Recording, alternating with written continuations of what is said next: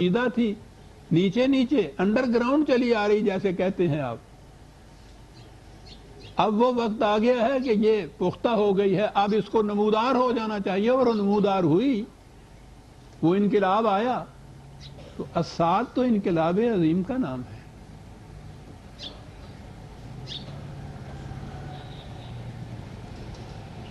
قرآن کریم میں یہ جو نبی اکرم صلی اللہ علیہ وسلم کی حیات طیبہ اور وہاں کی زندگی ہے،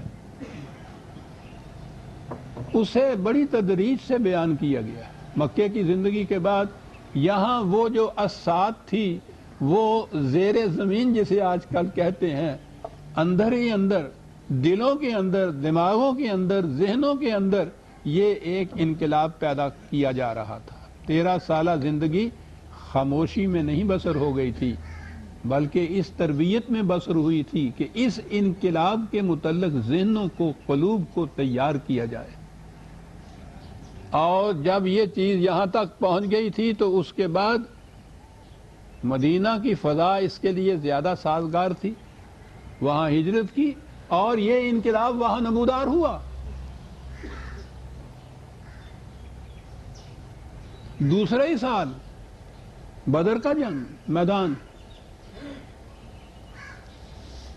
اب آئیے انقلاب کی طرف۔ پچھلی سورت میں آخری آیات جو ہیں، ھذا نذیر من النذر الاولی، یہ تنبیہ ہے، اے رسول ان کو کہہ دو کہ اگر یہ اپنی اس غلط روش سے باز نہ آئے اور انہوں نے اس حق کے راستے میں اسی طرح سے رکاوٹیں ڈالی، تو پھر ہمارا قانون مکافات عمل آئے گا، وہ الساعت آئے گی۔ یہ تنبیہ کر دو، یہ وارننگ دے دو ان کو، ممکن ہے اب بھی یہ باز آ جائے اس سے، نہ آئے تو پھر ان سے کہہ دو کہ ازفت الازفت، یہ پچھلی سورت کی 57 آیت ہے، 57 کی آیت، کہ وہ پھر آنے والا انقلاب آ جائے گا، اور لیس لہا من دون اللہ کاشفہ، کوئی اسے روک نہیں سکے گا۔ اس تسلسل میں ذرا آؤ نا آگے، اور پھر کس انداز سے ہے، افمن ھذا الحدیث تعجبون، تم یہ کہتے ہو، تمہیں حیرت ہوتی ہے کہ صاحب ہم اتنی بڑی قوتوں کے مالک، اور یہ کیا کہہ رہے ہیں، مٹھی بھر جماعت بے سر و سامان، یہ ہوگا۔ آپ کو یاد ہے میں نے پچھلی دفعہ یہ آیتیں آئی تھی، وَتَضْحَكُونَ وَمَا تَبْكُونَ، یہ اس پہ ہنستے ہیں، جو تو کہتا ہے کہ تم تباہ ہو جاؤ گے، ہنستے ہیں، ان سے کہو کہ روتے کیوں نہیں۔ کیا بات ہے بات کہنے کی۔ وَأَنْتُمْ صَامِدُونَ، تم غافل و بے خبر ہو کہ تمہاری یہ غلط روش جو ہے تمہیں کس تباہی تک پہنچا رہی ہے۔ یہ پچھلی سورت کی آخری آیات ہیں، وہی ازفت الازفہ، وہ قریب آ پہنچی ہے، وہ آنے والی گھڑی جو تھی تمہارے کی، اقتربت الساعۃ، یہ آ گئی یہاں سے سورت القمر کی پہلی آیت۔ انقلاب کی گھڑی پہنچ گئی سر کے اوپر تمہارے، آ گئی جس کے متعلق ہم کہتے تھے۔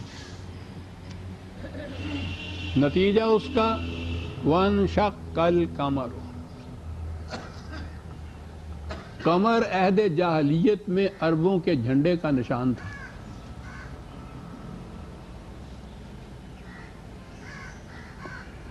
اور یہ شروع سے ہی جو جھنڈا ہے مملکتوں کا، وہ بڑی اہمیت رکھتا ہے، وہ عجیب نشان ہوتا ہے۔ جھنڈے کا سرنگوں ہو جانا، جھنڈے کا جھک جانا، جھنڈے یعنی یہ چیز شکست کی مرادف ہوتی، نشانی ہوتی ہے، محسوس نشانی ہوتی ہے شکست کی۔ وان شقہ جو ہے، اس کے معنی صرف پھٹ جانا نہیں ہوتا، ریزہ ریزہ ہو جانا بھی ہوتا ہے، اس کے ٹکڑے ٹکڑے ہو جانا بھی اس کا ہوتا ہے۔ یعنی کسی کے جھنڈے کے متعلق کہنا کہ وہ آ گئی انقلاب کی گھڑی، اور دیکھو تمہارا یہ جو اتنا، وہ جھنڈا جس کے اوپر تمہیں اتنا ناز ہے، کس طرح سے ٹکڑے ٹکڑے ہوتا ہے اب تمہارے سامنے۔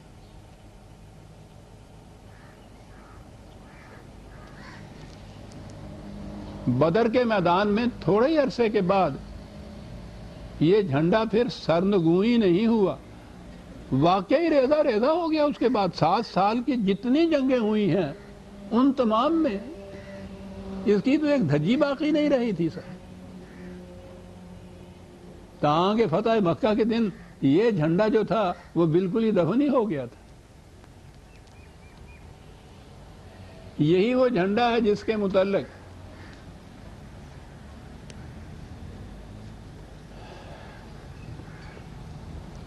یہاں تو یہ کہا ہے کہ وہ پھٹ گیا جھنڈا، وہ ٹکڑے ٹکڑے ہو گیا، ریزہ ریزہ ہو گیا. آ گیا وہ انقلاب کی گھڑی.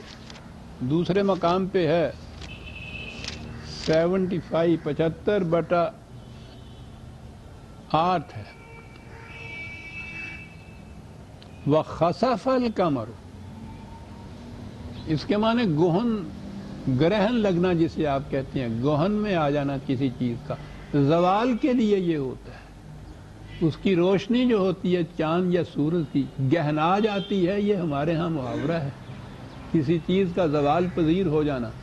یہاں بھی یہ چیز کہی کہ زوال پذیر ہو رہا ہے ان کا وہ جو علم ہے، ان کا نشان جو ہے ان کی قوت کا. عربوں کا، عرب جاہلیت کا نشان قمر تھا اور ایران کا نشان شمس تھا، سورج. اب بھی ان کے جھنڈے میں وہ آپ دیکھیں گے پیچھے کرنیں ہوتی ہیں، ان کا نشان شمس تھا. ایران کی سلطنت بہت بڑی تھی،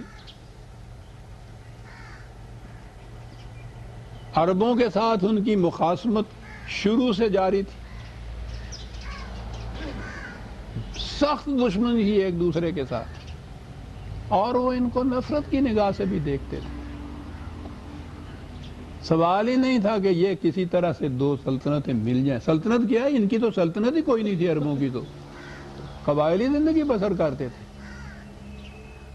یہی جو کہا کہ خسف القمر، یہ جھنڈا جو ہے اس کی تابناکیاں گہن جائیں گی، زوال آ جائے گا اس کے اوپر، یہ صورت ہو جائے گی. اور آگے ہے وَجُمِعَ الشَّمْسُ وَالْقَمَرُ، اور شمس اور قمر دونوں اکٹھے ہو کے ایک مملکت بن جائیں گے.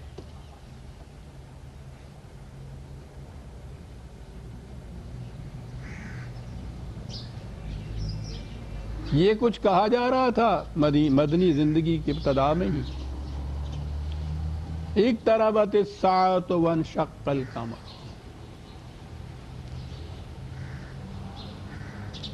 وہ انقلاب کی گھڑی آ پہنچی.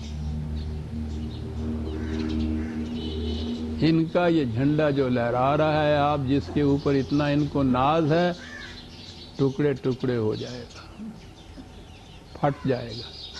عجیب بات ہے کہ روایات میں جہاں یہ کہا گیا کہ یہ وہ معجزہ تھا جو حضور نے وہاں دکھایا، اور پھر یہ مکے کی زندگی کا معجزہ بتا رہے ہیں، کیونکہ یہ کہا جا رہا ہے نا کہ آدھا ٹکڑا وہ جبل حرا کی ایک طرف پہاڑ کے اور دوسرا دوسری طرف، تو وہ تو مکے میں ہے، وہ پہاڑ جبل رحمت جسے کہتے ہیں، غار حرا جہاں ہے. اور وہیں جہاں یہ چیزیں ساتھ ہیں، یعنی عجیب چیز ہے ہمارے ہاں کی، اپنے ہی ہاں اپنے ہی مجموعوں کے اندر وہ نہ تو وہ جامعہ احادیث جو ہے وہ انہوں نے یہ کچھ کبھی دیکھا، نہ بعد والوں نے بھی کبھی کوئی غور کیا کہ دو متضاد باتیں ہم ایک ہی جگہ کہہ رہے ہیں.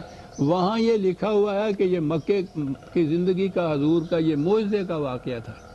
اسی صورت میں آگے چل کے یہ 44 45 46 یہ آیتیں، ام یقولون نحن جمیع منتصر، ان کو بڑا ناز ہے اس پہ. کہہ رہے ہیں کہ ہمارے لشکر بڑے جرار، بڑے جری، ہماری جمعیت بہت بڑی ہے، منتصر، ہم ایک دوسرے کی مدد کر کے متحدہ محاذ بنا کے تمہارے مقابلے میں آئیں گے. اور آپ کو پتہ ہے جنگ عذاب کے اندر یہ کیا ہوا تھا؟ یہ جتنے مخالفین قبیلے تھے وہ سارے جمع ہو گئے تھے مسلمانوں کے مقابلے میں. بدر کے میدان میں بھی ان کفار کے قریش کی حمایت کرنے والے بہت سے قبیلے تھے. ام یقولون نحن جمیع منتصر، ہم بہت بڑا جتھا ہے، بہت بڑی جماعت ہے، بہت بڑی آداب ہیں، ہمارے اکٹھے ہونے والے ہیں، ہم ایک دوسرے کی مدد کرنے والے ہیں، تم کیا مقابلہ کرو گے؟ ان کا یہ قول نقل کرنے کے بعد وہی کہا یُہزم الجمع ویولون الدبر، تم دیکھو گے کہ یہ جو اتنی بڑی جمعیت اور لشکر جرات بتا رہے ہیں کس طرح سے ان کو ہزیمت و شکست ہوتی ہے اور کس طرح یہ پیٹھ دکھا کر بھاگتے ہیں، دیکھو گے تم۔ بل الساعۃ موعدہم والساعۃ ادھیٰ وامر، یہ ساتھ، یہ انقلاب وہ ہے کہ جس کے متعلق ان کو بار بار بتایا جاتا ہے، ان کو کہا جاتا ہے کہ یہ آ کے رہے گی، بڑی تلخ ہوگی، بڑی تباہ کن ہوگی۔ یہ اسی صورت میں یہ آیتیں موجود ہیں، اور میں وہ روایت کی بات کر رہا تھا۔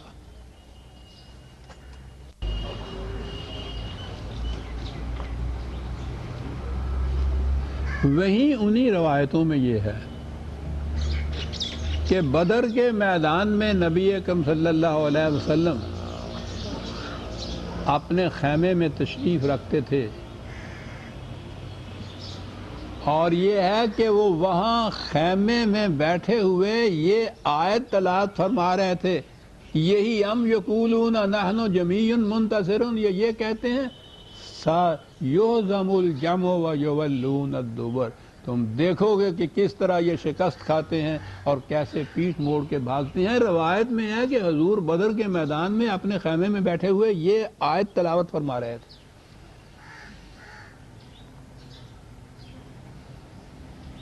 تو الساعۃ اس کے اندر تو ہے، بل الساعۃ موعدہم، وہی ساعت جس کا ان کو وعدہ کیا جاتا تھا، ان کو کہا جاتا تھا کہ آ جائے گی۔ ان روایتوں میں یہ چیز ہے، وہ ساتھ تو بدر کے میدان میں آئی، اور ان میں یہ ہے کہ حضور اپنے خیمے میں بیٹھے یہ آیتیں تلاوت فرما رہے تھے۔ جہاں سب سے پہلی بار ان کا جو قمر کا جھنڈا تھا وہ ٹکڑے ٹکڑے ہوا، بلکہ عجیب بات ہے، ان کے ہاں عربوں کے ہاں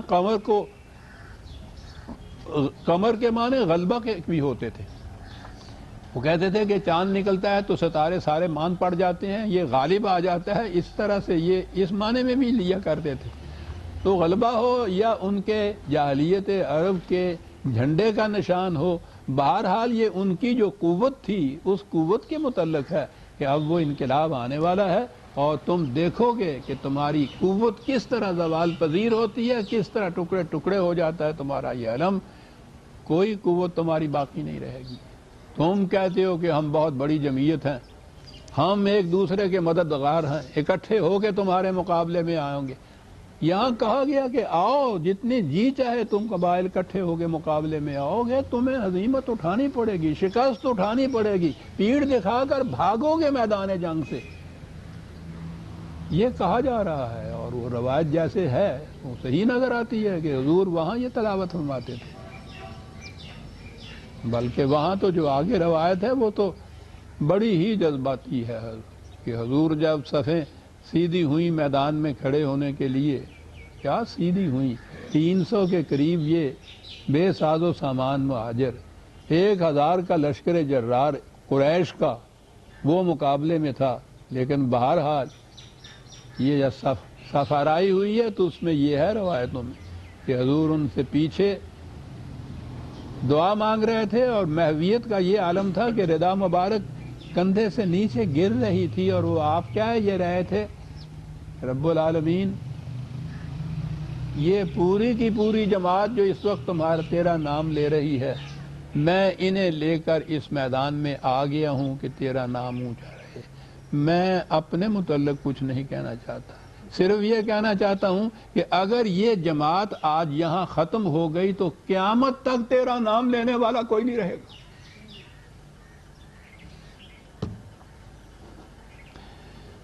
بڑی عجیب دعا ہے، اپنی اور اپنی جماعت کے والا نہیں ہے، اور بات ٹھیک تھی، آخری رسول اور اس کی آخری جماعت یہ اگر ہو جائے تو اس کے بعد تو ٹھیک کہا تھا کہ تیرا نام لینے والا کوئی نہیں رہے گا۔ لیکن میں نے عرض کیا کہ وہاں یہ ہے کہ اس خیمے میں حضور یہ آیتیں تلاوت فرما رہے تھے کہ آنے دو ان کو، اتنے بڑے ایک ایک جتھے کے ساتھ آئے ہیں، ایک ایک دوسرے کی ان کی نصرت کے ساتھ، ایک دوسرے کی مدد کرنے کے ساتھ جتھا بنا کے یہ آنے دیجئے، ابھی تم دیکھو گے کس طرح سے ان کو شکست ہوتی ہے، کس طرح پیٹھ دکھا کے بھولتے ہیں۔ اقتربت الساعۃ وانشق القمر، کہا یہ چیز ابھی تک ہم ان کو کہے جا رہے ہیں کہ یہ ہوگا اور تم بھاگو۔ بڑا مہلت کا وقفہ دیتا ہے قرآن، اور یہ ہونا بھی چاہیے کہ ممکن ہے بچ جائیں تباہی سے، وہ بچانے کی فکر کرتا ہے، وہ مارنے کی فکر نہیں کرتا، آخری وقت تک بچاتا چلا جاتا ہے۔ کہا لیکن ان کی تو کیفیت یہ ہے، وَإِن يَرَوْا آیَةً يُعْرِضُوا وَيَقُولُوا سِحْرٌ مُسْتَمِرٌ، کہ یہ نشانیاں نظر آتی ہیں ان کو، وہ جو الساعات آتی ہے تو وہ یہی نہیں کہ اس سے پہلے کچھ معلوم نہیں ہوتا، دیکھنے والی آنکھیں ہوں، سمجھنے والا دل ہو، تعصب نہ ہو، مخالفت اور نفرت کے پردے نہ آنکھوں پہ پڑے ہوئے ہوں تو دیکھ سکتا ہے انسان کہ واقعی ایک تباہی ہے جو آ رہی ہے۔ کہا کہ اس قسم کی علامات بھی ان کو نظر آ جائیں۔ اب یہاں پھر وہ یقول سحر مستمر، سحر کے معنی صرف جادو کیا انہوں نے، اور کہا کہ یہ وہ جادو ہے جو چلا آ رہا ہے۔ جادو ہی نہیں ہے، سحر کے معنی جھوٹ ہوتا ہے، فریب ہوتا ہے، اور جادو بھی تو ایک فریب ہی ہوتا ہے نا، وہ در حقیقت وہ چیز نہیں ہوتی، وہ دوسرے کو دکھایا ایسا جاتا ہے، اس کی نگاہوں میں ویسا نظر آتا ہے، وہ ویسا ہوتا نہیں ہے۔ وہ اب تو ہے نہیں ہمارے یہاں ایسے مداری، وہ مداری آیا کرتے تھے نا، وہ 1 روپے کے یوں کرتے 2 بنا دیتے تھے، پھر اس کے بعد 4 بنا دیتے تھے، نظر آتا تھا کہ 1 روپے کے 2 بن گئے۔ لیکن اس زمانے کا مداری یہ نہیں ہوتا تھا کہ پہلے وہ ٹکٹ کے پیسے لے لے پھر تماشا دکھائے، وہ آخر میں پھر جھولی ٹانگ کے وہ کہا کرتا تھا کہ دے دا دادا خدا کے نام پر، تو وہ کہا کرتا تھا یہ کہ میں اگر 1 روپے کے واقعی 2 بنا لوں تو یہ میں پیسے کیوں مانگوں تم سے، گھر سے بیٹھا ہی دگنے نہ کرتا چلا جاؤ، یہ سب تمہاری آنکھوں کا فریب تھا۔ یہ اس کو سحر کہتے تھے وہ لوگ۔ کہا یہ جو چیز ہے یہ وہی ہے جو چلی آ رہی ہے، کہ حق کے اوپر جو جماعتیں ہوں گی ان کو غلبہ ہوگا، باطل کا نظام جو ہے وہ تباہی پہ اوپر آئے گا۔ اس کو افق قدیم کہا ہے دوسری جگہ قرآن نے، 46/11، ٹھیک ہے۔ افق کے معنی ہوتا ہے بناوٹی بات۔ وہ کہتے تھے یہ ساری چیزیں چلی آ رہی ہیں، اسی طرح سے پہلے سے کہا کرتے تھے، اسی طرح سے اب یہ کہہ رہے ہیں، یہ قدیم سے چلا آ رہا ہے۔ حالانکہ اگر آنکھیں کھول کے دیکھیں تو انہیں نظر آ جائے، تباہی کے سامان انہیں نظر آ جائے اپنے، لیکن آنکھوں پہ تعصب کے پردے پڑے ہوئے وہ حق کو دیکھنے نہیں دیتے۔ وہ نظر آتا ہے کہ 1 روپے کے 2 روپے بن رہے ہیں۔ وَكَذَّبُوا وَاتَّبَعُوا أَهْوَاءَهُمْ، یہ کیوں سب کچھ ہو رہا ہے؟ اس نظام میں جو ان کو فریب کاریوں کے ذریعے سے مفاہدات حاصل ہو رہے ہیں، ان کے جذبات کی جو تسکین ہو رہی ہے، وہ انہیں حقیقت کو دیکھنے نہیں دیتی۔ کیا بات ہے! قرآن 2 لفظوں کے اندر تباہ ہونے والی قوموں کی جو غلط بینی ہوتی ہے اس کو 2 لفظوں میں بیان کر کے کہ ان کے ہاں کی جو مفاد پرستیاں، ان کے جو جذبات غالب آ جاتے ہیں جب، پھر وہ سمجھنے سوچنے کی قوتوں کو، صلاحیتوں معفو کر دیتے ہیں۔ ورنہ اگر یہ سمجھ سے کام لیں، جذبات غالب نہ آئے ہوئے ہوں، تو اس قسم کی علامات ارد گرد فضا کے اندر گھوم رہی ہوتی ہیں کہ ان کو پتہ چل جائے کہ واقعی ہم تباہ ہو جائیں گے۔